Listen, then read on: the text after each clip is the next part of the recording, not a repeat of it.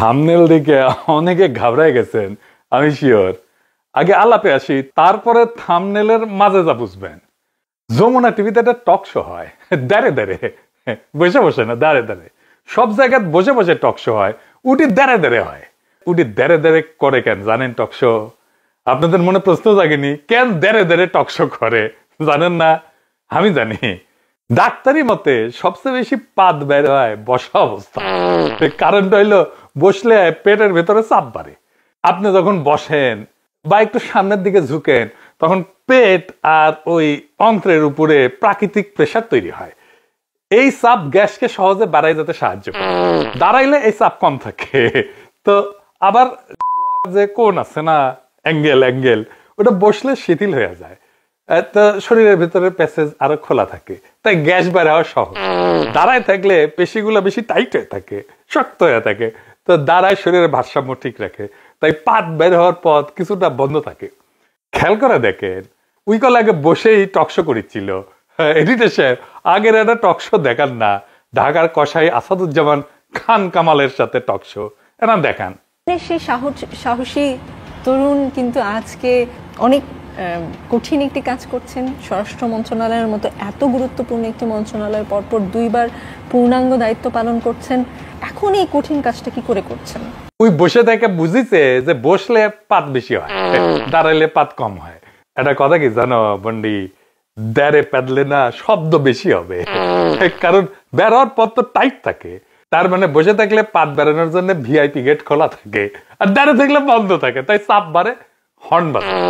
তো আমার কলে পাত নিয়ে একটা পুরো এপিসোড আছে। তোমার প্রোগ্রাম দাঁড়ে করার হাইপোথিসিস দিয়ে আর একটা ডক্টরাল লেভেলের এপিসোড বানানো যাবে করলে। তো হচ্ছে কি, ব্যারিস্টার শাহরিয়ার ও টকশায় যে কইছে, ওই যে নাম ভুলে যায়, ওই যে সরদীর বডিগার্ড, তো কইছে কি সরদীর বডিগার্ড বিশ্বাসঘাতক। বিজয়ের মাসে যমুনা টেলিভিশনের সেটে দাঁড়িয়ে আপনি বঙ্গবন্ধুকে বিশ্বাসঘাতক বলেছেন। আমি আমার জায়গা থেকে বাংলাদেশের স্বাধীন বাংলাদেশের নাগরিক হিসেবে এর প্রতিবাদ জানিয়ে রাখলাম। আপনার আপনাকেও বলে দেই, সেটি বঙ্গবন্ধু না, আপনার কাছে হতে পারে। শুনেন, আপনি উপস্থাপক, আগে আমাকে শেষ করতে দেন না। আপনি এখানে নিয়ে আসছেন বলে না, এখানে নিয়ে আসছেন বলে না, আপনি শুনেন, আগে কথা শুনেন, ইট ইজ নট ইওর, না, ঠিক আছে। এই অনুষ্ঠানে তাহলে আপনি একটা জিনিস শেষ করে দিতে পারবেন না। আপনাকে ফ্লোর দিব, আপনি আবার আমি উত্তর দিব। ঠিক আছে, ঠিক আছে। এই অনুষ্ঠান কিভাবে চলবে সেটা আমি না, এটা বলবেন না, এটা স্বৈরাচারী কায়দা, এটা স্বৈরাচারী। আমরা আমন্ত্রিত অতিথি মানে হচ্ছে ভগবান, ভগবানকে আপনাকে সম্মান করতে হবে। আপনি এই কথা আগেও বলছেন একদিন। আপনার অনুষ্ঠান বলে কিছু নাই। না, আপনার অনুষ্ঠানে আমি আসিনি। আপনি আপনার অনুষ্ঠানে আসছি, আমি আসছি এই 16 কোটি মানুষকে কথা বলার জন্য। না, আমি যমুনা টেলিভিশনে আমন্ত্রণে এসেছি, আপনার অনুষ্ঠানে না। আপনি এটা কথা বলতে পারেন, আপনার অনুষ্ঠান, এটা যমুনা টেলিভিশনের অনুষ্ঠান না। হ্যাঁ, কিন্তু এইভাবে কথা বলবেন না, এইভাবে কথা বলবেন না, সম্মান দিয়ে কথা বলেন। আমি আপনাকে যথেষ্ট সম্মান দিয়ে কথা বলছি, সম্মান দিয়ে কথা বলতেছি। আপনার আর নিকল কাইন্ডে শেষে আমাগুলি দিয়া কাটে, মানে এটা প্রজন্মের কেমনে ব্রেন ওয়াশ করেছে আমলিগ। শর্টে বডিগার্ড যে বিশ্বাসঘাতক, এটা অঙ্ক হিসাব প্রমাণ করে দেওয়া যাবে। আমি এটা করবো আজকের এপিসোডে না, পরে করবো আর কি। কিন্তু তার আগে আর একটা ইস্যু নিয়ে আলাপ করার আছে, গুরুত্বপূর্ণ বিষয়। অনেকে ভাবতেছে যে আজকে বোধহয় নিকল রে ধরবো আমি, না আজকে না, আজকে ব্যারিস্টার শাহরিয়ারকে ধরবো। এখন সবাই নড়ে চড়ে বসবি, ব্যারিস্টার শাহরিয়ার আবার কি করলো, কি অপরাধ করলো? এখন ব্যারিস্টার শাহরিয়ার আমাকে, দাদা আমার কি অপরাধ? হাসিনার মতো করে। দেশবাসীর কাছে আমি বিচার চাই, কি অপরাধটা কি করেছি।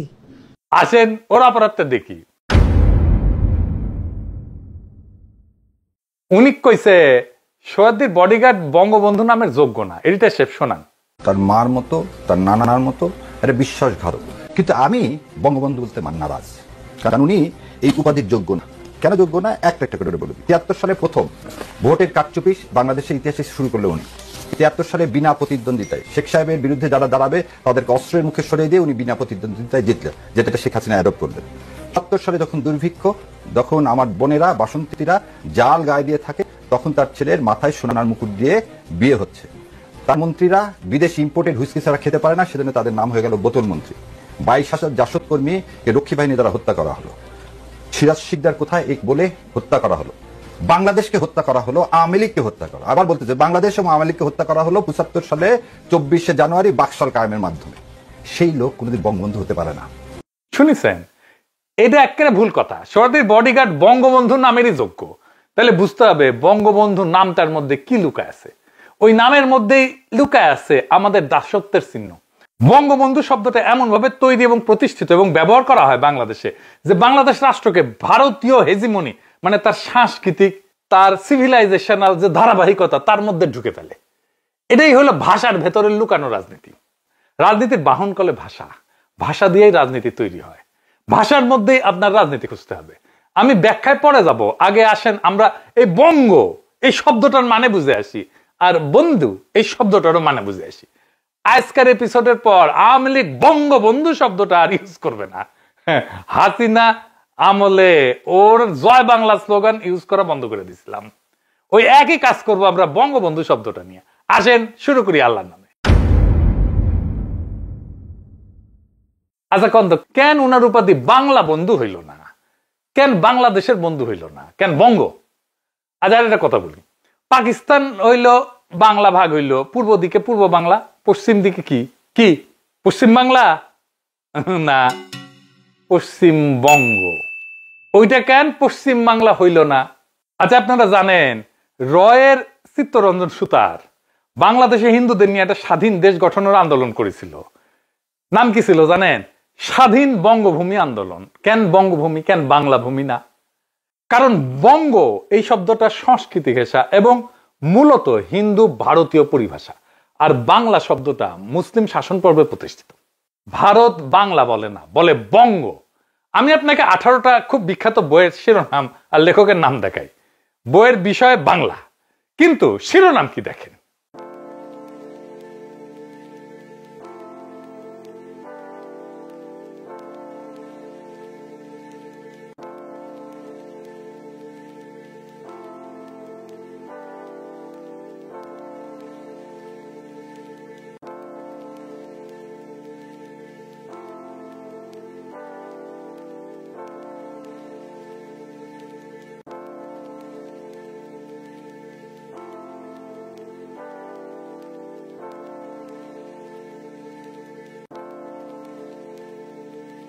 নাম দেখে বুঝিছেন এইগুলা ইন্ডিয়ান লেখক। এমনকি ঈশ্বরচন্দ্র বিদ্যাসাগর বাংলা ভাষাকে বলতেছেন বঙ্গ ভাষা, বাংলা না।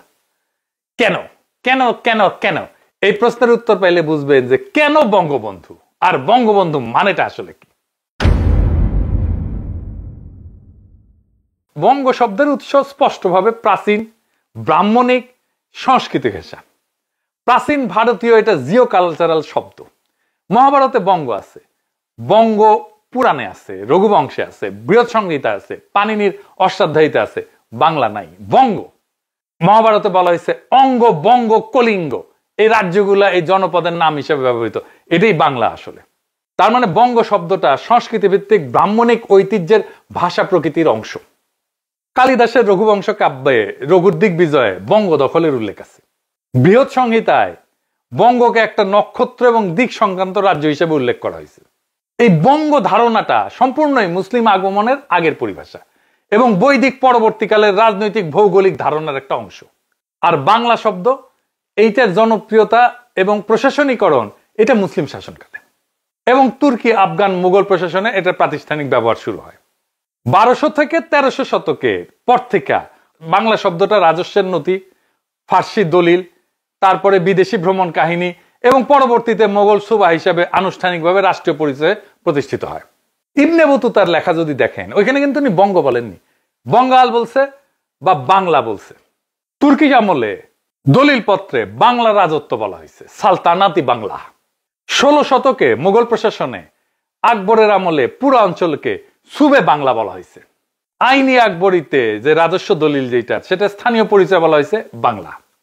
ফরাসি পর্যটক আসছিলেন ফ্রাসো বার্নিয়া, সেও বাংলা বলছে তার লেখায় এই অঞ্চলকে।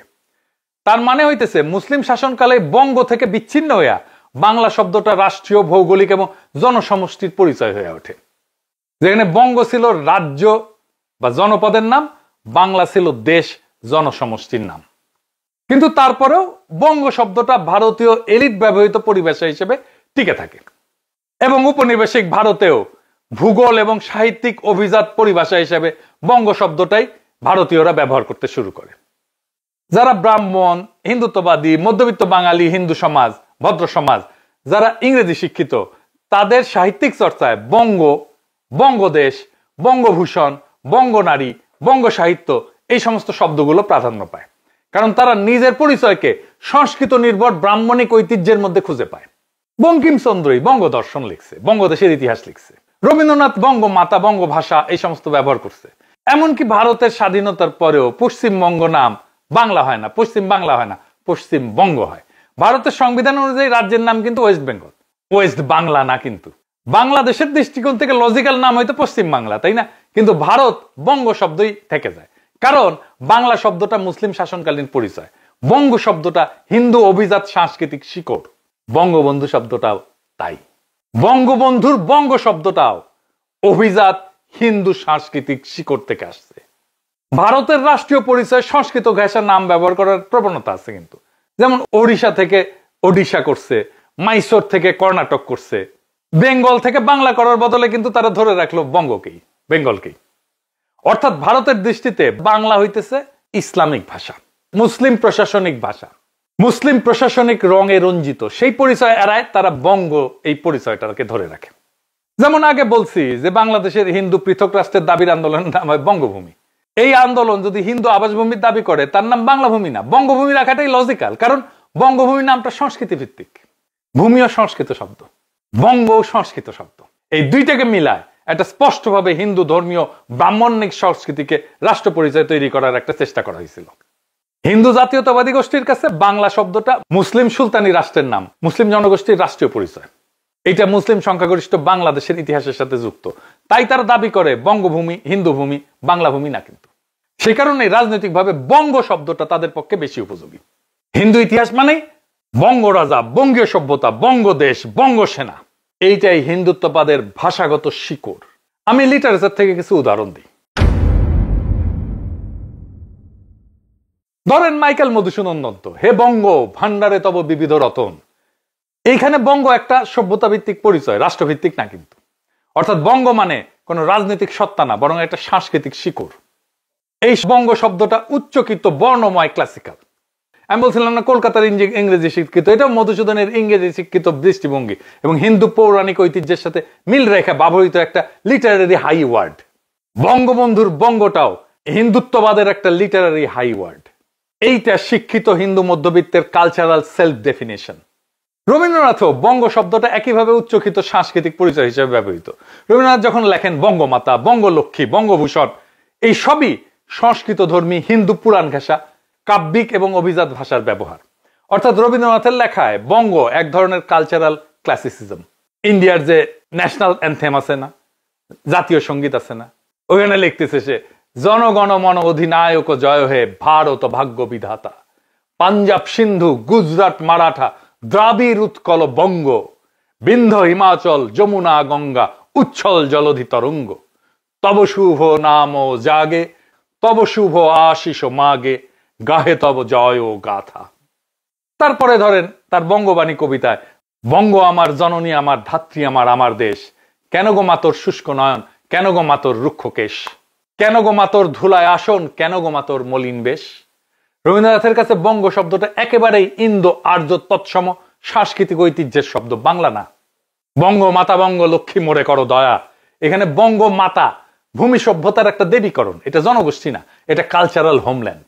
তাহলে এখন আমার ক্ষুদ্র ভ্রাতার ভগিনীর প্রশ্ন তুলতে পারবেন, তাহলে কেন রবীন্দ্রনাথ আমার সোনার বাংলা লিখলো? গুরুত্বপূর্ণ প্রশ্ন। রবীন্দ্রনাথ আমার সোনার বাংলা কেন লিখছিলেন, এটার উত্তর দিতে হইলে তিনটা স্তর বুঝতে হবে। গানটা কখন লেখা, কোন রাজনৈতিক পরিস্থিতিতে লেখা, কেন বাংলা শব্দটা বেছে নেওয়া হলো, বঙ্গ না। গানটা লেখা হয়েছিল 1905 সালের বঙ্গভঙ্গের প্রতিবাদে। আপনি খেয়াল করেন, বঙ্গভঙ্গ, বাংলা ভঙ্গ না কিন্তু, বঙ্গভঙ্গ। 5 সালে লর্ড কার্জন বঙ্গভঙ্গ ঘোষণা করে। পশ্চিম অংশ যেটা পশ্চিমবঙ্গ, আর পূর্ববঙ্গ যেটা মুসলিম সংখ্যাগরিষ্ঠ, ঢাকা রাজধানী হবে, নবগঠিত আসাম বাংলা প্রেসিডেন্সি হবে। এই সময় হিন্দু স্বদেশী আন্দোলন প্রবলভাবে সামনে আসে এবং তারাই বঙ্গভঙ্গকে বাধা দেয় এবং শেষ পর্যন্ত বঙ্গভঙ্গ হইতে পারেনি। রবীন্দ্রনাথ গানটা লেখে বঙ্গভঙ্গ রদ আন্দোলনের মাস মোবিলাইজেশন তৈরির জন্য। এইখানে অত্যন্ত গুরুত্বপূর্ণ বিষয়, রবীন্দ্রনাথ বঙ্গমাতা, বঙ্গ, বঙ্গভূমি এই শব্দ বহুবার ব্যবহার করছেন সাহিত্য জীবনে, কিন্তু এই গানটাতে তিনি বঙ্গ না বাংলা বেছে নিলেন। এটা কাকতালীয় না, এটা চিন্তাশীল রাজনৈতিক সিদ্ধান্ত। কেন রবীন্দ্রনাথ বঙ্গ শব্দটা ব্যবহার করলেন না? কারণ বঙ্গ শব্দটা হিন্দু ভদ্র সমাজের সংস্কৃত ঘেঁষা অভিজাত শব্দ। ফলে তিনি যদি গান লিখতেন আমার সোনার বঙ্গ, তাহলে সেটা হিন্দু ভদ্রলোকদের গান হতো। মুসলমান কৃষক, পূর্ববঙ্গের দরিদ্র কৃষকদের গান হইতো না। এই পূর্ব বাংলার দরিদ্র মানুষেরা সেই শব্দে নিজেদের অস্তিত্ব খুঁজে পাইত না। রবীন্দ্রনাথ এটা গভীরভাবে জানতেন। বাংলা শব্দটা তখনকার সাধারণ মানুষের ভাষা এবং সবচেয়ে গুরুত্বপূর্ণ, এটা মুসলমান জনগোষ্ঠীকে সমানভাবে স্পর্শ করবে। সেই জন্যেই তিনি আমার সোনার বাংলা লিখছেন, আমার সোনার বঙ্গ লেখেননি। তাইলে বুঝতে পারতেছেন তো, বঙ্গবন্ধু আসলে বাংলাদেশের মানুষের বন্ধু না। সে ভারত বাংলাদেশকে যেই বঙ্গ হিসাবে পাইতে চায়, তার ফিজিক্যাল এমবডিমেন্ট, সোহরাওয়ার্দীর বডিগার্ডকে নিয়ে ইন্ডিয়ার যে উচ্ছ্বাস, তা শুধু এই কারণে না যে পাকিস্তান ভাঙছে, বরং এই কারণে যে সে তার মিথিক্যাল ভারতের অংশ যে বঙ্গ, সেটাকে সে ফিরায় আনার বন্ধু। সে আসলেই অখণ্ড ভারতের বন্ধু, সেই বঙ্গের বন্ধু। সেই জন্যই সে বঙ্গবন্ধু। অর্থাৎ বঙ্গবন্ধুর নামটা গঠিত হয়েছে ভারতীয় ভাষা সংস্কৃতির কাঠামোর ভেতরে। এইবার আসেন, এই সামান্য একটা শব্দ দিয়া ইন্ডিয়া কিভাবে আমাদের রাজনীতিকে নিয়ন্ত্রণ করছে সেটার একটা হদিশ নেই। এইখানে পিয়ার বর্দিওর একটা আলাপ লাগবে। এই বঙ্গবন্ধু এটা বোঝার জন্য জরুরি। পিয়ার বর্দিও ছিলেন একজন ফ্রান্সের প্রভাবশালী সমাজবিজ্ঞানী, দার্শনিক এবং একজন পাবলিক ইন্টেলেকচুয়াল। 20 শতকের সামাজিক তত্ত্বের সবচেয়ে গুরুত্বপূর্ণ চিন্তাবিদদের তিনি একজন। তার গবেষণা মূলত ক্ষমতা, প্রতীকী আধিপত্য, শিক্ষা, সাংস্কৃতিক পুঁজি, রুচি এবং ভাষার রাজনীতি নিয়ে। আমরা যে বলি না social capital, cultural capital, symbolic capital, এইটা বর্দিওর ধারণা, এটা অরিজিনাল ধারণা। তিনি 3টে জিনিস বলছেন: সাংস্কৃতিক পুঁজি, যেটা শিক্ষা, রুচি, ভাষা; সামাজিক পুঁজি, সম্পর্ক; প্রতীকী পুঁজি, মর্যাদা, সম্মান। এই বিষয়ে আজকে আলাপ করব না। ওনার আরেকটা ধারণা আছে যেটার সাথে এই বঙ্গবন্ধুর ধারণাটা মেলে, সেটা হচ্ছে ল্যাঙ্গুয়েজ এবং সিম্বলিক পাওয়ার নিয়ে। ভাষা কোনো নিরপেক্ষ মাধ্যম না, এটা ক্ষমতা প্রয়োগের জায়গা। রাষ্ট্র, অভিজাত শ্রেণী, শিক্ষা প্রতিষ্ঠান ভাষার মাধ্যমে শ্রেণীভিত্তিক আধিপত্য চালায়।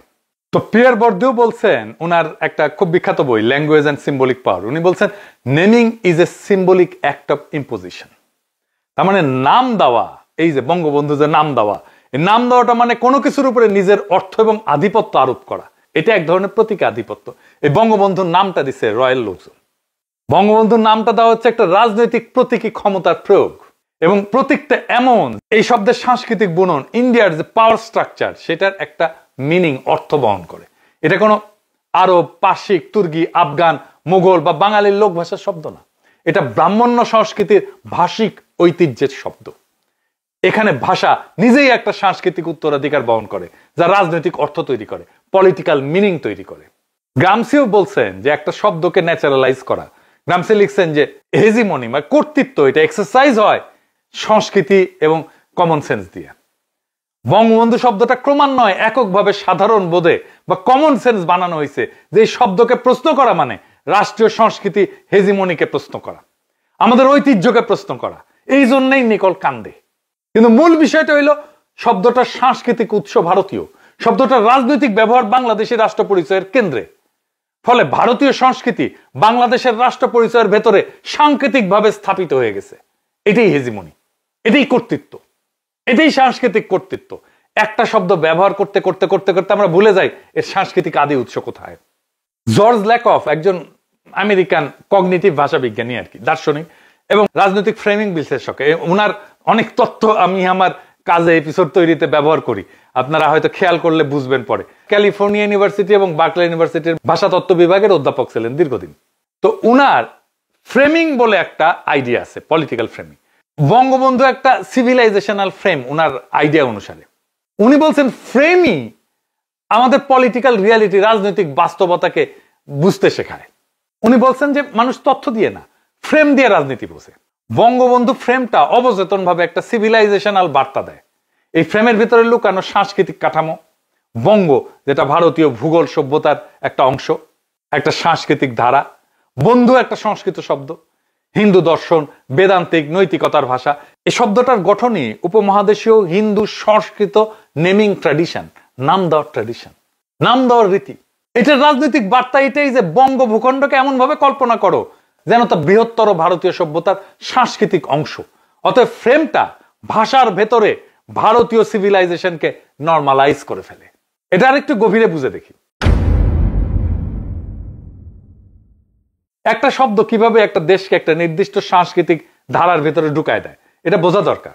বঙ্গবন্ধু শব্দটা শুনলে আমরা বুঝি একজন মানুষ দেশের নৈতিক রক্ষক, ইতিহাস তার চারপাশ দিয়ে সাজানো, তাকে কেন্দ্র করে বাংলাদেশের ইতিহাস আবর্তিত হয়। কিন্তু এই শব্দটা ভাষাগত শিকড় কোথায়? এই প্রশ্ন আসলে ভারতীয় হেজিমনির দরজাটা খুলে দেয়। বঙ্গ এবং বন্ধু এই দুইটাই ভারতীয় সংস্কৃত শব্দ, এখানেই শুরু। বঙ্গ ভারতের প্রাচীন ভূগোল, বন্ধু শব্দটা খাঁটি সংস্কৃত শব্দ। বন্ধু মানে রক্ষক, অভিভাবক, সৎ আত্মীয়। অর্থাৎ এই উপাধিটা ভারতীয় ভাষিক সাংস্কৃতিক পরম্পরা সিলসিলা এইটা ব্যবহার করে তৈরি। যখন রাষ্ট্র এই শব্দটাকে কেন্দ্র করে জাতির ইতিহাস সাজায় তখন রাষ্ট্রের পুরো রাজনৈতিক কল্পনায় দাঁড়ায় যায় ভারতীয় সভ্যতার শব্দ ভাণ্ডারের উপরে। এর ফলে জনগণের অবচেতন মনে প্রতিষ্ঠিত হয় আমাদের রাষ্ট্র পরিচয়ের কেন্দ্রে ভারতীয় সাংস্কৃতিক ভাষা পরম্পরা আছে, আমাদের রাষ্ট্র পরিচয়ের কেন্দ্রে আছে ইন্ডিয়ান সিলসিলা। এটাই হেজিমনির প্রথম ধাপ। এই ফ্রেমটা ভারতীয় সভ্যতাকে বাংলাদেশি পরিচয়ের স্বাভাবিক অংশ বানায় ফেলে। গ্রামসি বলছিলেন যে হেজিমনি এমন ভাবে ধারণা চাপায় দেয় যাতে মানুষ বুঝতেই না পারে যে তাকে কিছু চাপায় দেওয়া হয়েছে। বঙ্গবন্ধু শব্দটা দিয়ে বাংলা ভূগোলকে ভারতীয় সভ্যতার সঙ্গে জুড়ে দেওয়া হয়েছে। রাজনৈতিক নেতৃত্বকে ধর্মীয় নৈতিক অভিভাবক টাইপ করে তুলছে। জাতির উৎপত্তিকে এমন ভাবে সাজাইছে যাতে ভারতের সাংস্কৃতিক টান স্পষ্ট থাকে। ফলে কি হয়? এই যে হাসিনার ফ্যাসিবাদ, এই হাসিনার ফ্যাসিবাদ এইভাবেই চলে আসছে, হাসিনার ফ্যাসিবাদ এইভাবেই স্বাভাবিক হয়ে গেছে। আবারও হাসিনা ফিরে আসার চেষ্টা করতেছে এই নামকে ধরেই। এই জন্য আমরা 32 নম্বর ভেঙে দিছি, আবারও ভাঙবো দরকার হইলে। ভারতীয় সাংস্কৃতিক নেতৃত্ব দেশের গল্পের ভেতরে স্বাভাবিক হয়ে যায় তখন। ইসলামী নাম বলেন, তুর্কি বলেন, আফগান বলেন, পার্সিক বলেন, লোকজ নাম বলেন, এই সাংস্কৃতিক উপাদানগুলো তখন অদৃশ্য হয়ে যায়। এটাই কালচারাল ন্যাচারালাইজেশন, হেজিমনির দ্বিতীয় স্তর। এবং এই শব্দটা রাষ্ট্র পরিচালনার নৈতিক কেন্দ্র বানায় ফেলছে। তার মানে ভারতীয় নৈতিক কাঠামো আমদানি। বন্ধু শব্দটা সাধারণ বন্ধু না, সংস্কৃতিতে বন্ধু একটা নৈতিক ধর্মীয় শব্দ। এটা যুক্ত থাকে আত্মীয়তা, রক্ষা, ধর্ম, কর্তব্যের ধারণার সাথে। যখন রাষ্ট্র এই শব্দটাকে পবিত্র রাজনৈতিক উপাধিতে রূপান্তর করে তখন রাষ্ট্রের নৈতিক শিক্ষা, নৈতিক ভাষা ভারতীয় কাঠামো দিয়ে সাজানো হয়ে যায়। আপনি বলেন না বাংলাদেশে এত এত ইন্ডিয়া প্রেমী কেমনে আসলো? এই যে এইভাবে আসছে। বাংলাদেশের রাষ্ট্র পরিচয়তে বাংলাদেশের সাধারণ মানুষের যে ধর্মীয় চেতনা তার নৈতিক ধারার উপরে প্রতিষ্ঠিত না, সংস্কৃত নৈতিক ধারার উপরে দাঁড়ানো। এটাই হেজিমনির তৃতীয় স্তর, নৈতিক বয়ানের দখল। বঙ্গবন্ধু এই ফ্রেমটার বিরোধিতা মানে অকৃতজ্ঞতা। হাসিনা বলতো না অকৃতজ্ঞ জাতি। ভারতীয় রাজনৈতিক নৈতিকতা, ভারতীয় ধর্মগ্রন্থ, পুরাণ, মহাকাব্য সব জায়গায় রাজা, অভিভাবক বা রক্ষকের অবাধ্য হওয়া এটা একটা নৈতিক অপরাধ। এই নৈতিক কাঠামো হুবহু আসে বঙ্গবন্ধু ফ্রেমে। বিরোধিতা মানে অকৃতজ্ঞতা, সমালোচনা মানে অপবিত্রতা, যুক্তি মানে নৈতিক ব্যর্থতা। রাজনৈতিক বিরোধিতা ভারতীয় যে নৈতিক সংস্কৃতি, মরাল যে কালচার, সেটার ভেতরের কাঠামো দিয়ে বিচার করতে থাকে। এটাই এথিকো পলিটিক্যাল হেজিমনি। এটাই আমাদের ক্ষেত্রে ঘটছে। বঙ্গবন্ধু শব্দটা এত স্যাক্রেড, এত পবিত্র, এটাই হচ্ছে ভারতীয় রাজনৈতিক ধর্মতত্ত্বের প্রতিফলন। নিকলরা কান্নাকাটি শুরু করে দেয়। একজন নিকৃষ্ট স্বৈর শাসক, হাসিনার ফ্যাসিবাদের আইকন, তার নামে কিছু বললেই কান্নাকাটি শুরু করে দেয়। কেন? ভারতীয় উপমহাদেশে রাজনৈতিক নেতৃত্বকে দেব সদৃশ্য করে দেখার ইতিহাস আছে।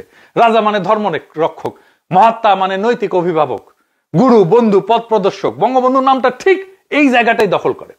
একজন মানুষকে রাজনৈতিক নেতা না, নৈতিক পবিত্র অভিভাবক করে তোলে। এটা সরাসরি ভারতীয় রাজনৈতিক সাংস্কৃতিক ঐতিহ্যের প্রভাব। এর শেষ ফল কি? নিকলের কান্নাকাটি। বঙ্গবন্ধু নামের ফ্রেম বাংলাদেশী জাতির কল্পনাকে ভারতীয় সাংস্কৃতিক মানচিত্রে স্থাপন করে। সবার সে তাইলে কি ঘটে? রাষ্ট্রের উৎপত্তি ভারতীয় ভাষিক কাঠামোর মধ্যে ঢুকে যায়। ইতিহাস ভারতীয় নৈতিক ধারায় সাজানো হয়। বিরোধিতা ভারতীয় নৈতিক শব্দে বিচার করা হয়। নেতৃত্ব ভারতীয় পবিত্রতার মানদণ্ডে মূল্যায়িত হয়। জাতির আত্মপরিচয় ভারতীয় সভ্যতার ধারাবাহিকতার অংশ হিসেবে দেখা হয়। এটাই ইন্ডিয়ান কালচারাল হেজিমনি। এটা জোর করে চাপায় দেয়নি, এটা ভাষার ভেতর দিয়ে, ফ্রেমের ভেতর দিয়ে নিজে থেকেই মানুষের মনে জায়গা করে নিছে। তাই বঙ্গবন্ধু নামটা শুধু রাজনৈতিক উপাধি না, এটা এমন একটা সাংস্কৃতিক ফ্রেম যা বাংলাদেশের রাষ্ট্র পরিচয়কে ভারতীয় সভ্যতা, ভাষা, নৈতিক কাঠামোর মধ্যে বসায় দেয়। এভাবে ভারতীয় হেজিমনি সফট পাওয়ার দিয়ে প্রতিষ্ঠা পায়। এই জন্যই দেখেন একটা নিকৃষ্ট স্বৈরাচার হইলেও তার পবিত্রতায় নুয়ে পড়ে এক একটা মাল, এবং নুয়ে পড়াটাকেই সে তার পবিত্র দায়িত্ব বলে মনে করে, দেশপ্রেমিক কর্তব্য বলে মনে করে আমি একটা মহান কাজ করে ফেলছি। তো এতক্ষণ যে আলাপটা করলাম সবকিছুর খেই এক জায়গায় গিয়ে মেলে, সেটা হইতেছে একটা শব্দ। সেই শব্দটা বঙ্গবন্ধু। একটা শব্দের ভেতরে কি থাকতে পারে? একটা নাম, একটা স্মৃতি, একটা আবেগ, এই তো, তাই না? না, এখানে না, এখানে আপনি ঠকছেন। এই একটা শব্দের ভেতরে গুজে রাখা হয়েছে পুরো একটা সভ্যতা, পুরো একটা ক্ষমতার হিসাব, আর আপনার রাষ্ট্রকে কার হাতে বাধা থাকবে সেই সিদ্ধান্ত। বঙ্গ আর বন্ধু এই দুইটা জিনিস জোড়া দিয়ে এমন একজন মানুষকে বানানো হয়েছে, সে শুধু নেতা না, শুধু প্রেসিডেন্ট না, শুধু লিডার না, বরং পুরা বঙ্গ নামের ভারতীয় সভ্যতার নৈতিক অভিভাবক। মানে আপনি তাকে মানলে আপনি আসলে ওই সভ্যতার আধিপত্য মাইনা নিছেন। আর আপনি যদি প্রশ্ন করেন, আপনি শুধু রাজনৈতিক বিরোধী না, আপনি অকৃতজ্ঞ, আপনি অনৈতিক, আপনি দেশদ্রোহী। এটাই তো হেজিমনি। যখন আপনাকে এমন ভাবে বাধা হয়, আপনি নিজেই আপনার শেকলকে লকেট বানায় গলায় ঝুলাই ঘোরেন। এখন প্রশ্নটা খুবই সোজা, আমরা কি চাই? স্বাধীন বাংলাদেশ, নাকি বঙ্গ নামের এক ভারতীয় মিথিক্যাল মানচিত্রের মধ্যে ঝুলে থাকা এক টুকরো প্রভিন্স? আমরা কি চাই? যে আমাদের রাষ্ট্রের পরিচয় হবে আমাদের সংস্কৃতি, আমাদের ধর্ম, আমাদের সংখ্যাগরিষ্ঠ মানুষের ধর্ম, বাংলার গণমানুষের লড়াই, নাকি মহাভারত পুরাণ ইন্দো সভ্যতার অখণ্ড ভারতের ফ্রেমের ভেতরে আমাদের ইতিহাস লুকায় থাকবে? আপনি যে ফ্রেম বাছেন, আপনার রাষ্ট্র সেই মানচিত্রে যায় বসে। একটা কথা পরিষ্কার করে বলি, এখানে কেউ ব্যক্তির ভালো মন্দ, পাপ পুণ্য, ত্যাগ তিতিক্ষা নিয়ে আলাপ করতেছে না। আমার কথা খুব সোজা। বঙ্গবন্ধু নামটা বাংলাদেশি রাষ্ট্র পরিচয়ের জন্য পলিটিক্যালি টক্সিক। এই নামটা বাংলাদেশের স্বাধীন সীমানার ভিতরে ভারতীয় হেজিমনির ট্রোজান হর্স। এই শব্দটা রেখা আপনি ভারতীয় আধিপত্যের সঙ্গে লড়াই করবেন? এইটা হয় না। এটা নিজেই লজিক্যালি কনফ্লিক্টেড। তাই আমার প্রস্তাব খুবই ক্লিয়ার, আমরা ইতিহাস নিয়ে আলাপ করতে হবে। আমরা ব্যক্তি মুজিবুর রহমানকে ক্রিটিক করব না করব সেটা আলাদা প্রসঙ্গ, কিন্তু বঙ্গবন্ধু এই নামের এই ব্রাহ্মণিক ইন্দিক ফ্রেমটা এটা ভাঙতেই হবে। আপনি চাইলে তাকে শেখ মুজিবুর রহমান বলেন, ঠিক আছে, মুজিবুর রহমান বলেন, ঠিক আছে, মুজিব বলেন, যাই বলেন, হাসিনার বাপ বলেন, সোহরাওয়ার্দীর বডিগার্ড বলেন, হোয়াট এভার, যাই বলেন, কিন্তু রাষ্ট্রের নামের সঙ্গে, জাতির নৈতিক কোরের সঙ্গে, রাষ্ট্রের জন্ম কাহিনীর কেন্দ্রে বঙ্গবন্ধু নামের ইন্ডিয়ানাইজড ভারতীয় ফ্রেম রেখে দিলে আপনি কখনোই ভারতীয় হেজিমনি থেকে মুক্ত হইতে পারবেন না। লিখে রাখতে পারেন আমার কাছ থেকে। আজকে যদি আমরা এই একটা শব্দ ভাঙতে না পারি, আগামী 50 বছর আপনি যত রাজনীতি করেন ফলাফল একই থাকবে। মানচিত্রে বাংলাদেশ, মগজের ভেতরে বঙ্গ ইন্ডিয়ার সভ্যতা, রাষ্ট্রের ভেতরে চিরস্থায়ী সাংস্কৃতিক দাসত্ব। আমরা যদি সত্যি সত্যি স্বাধীন বাংলাদেশ চাই, তাহলে আমাদের প্রথম কাজ মগজের মানচিত্র বদলানো, এবং সেই কাজ শুরু হবে এইখান থেকেই, বঙ্গবন্ধু ফ্রেম ভাঙা। এই বঙ্গবন্ধু ফ্রেম ভাঙা ছাড়া ইন্ডিয়ান হেজিমনি থেকে বাংলাদেশকে বাঁচানো সম্ভব না। এটা এই জন্য না যে আমার খুব ঘৃণা আছে, আমি খুব বিলা, এইটা কারো প্রতি ঘৃণা না, এটা আমাদের নিজেদের মুক্ত করার প্রথম রাজনৈতিক শর্ত।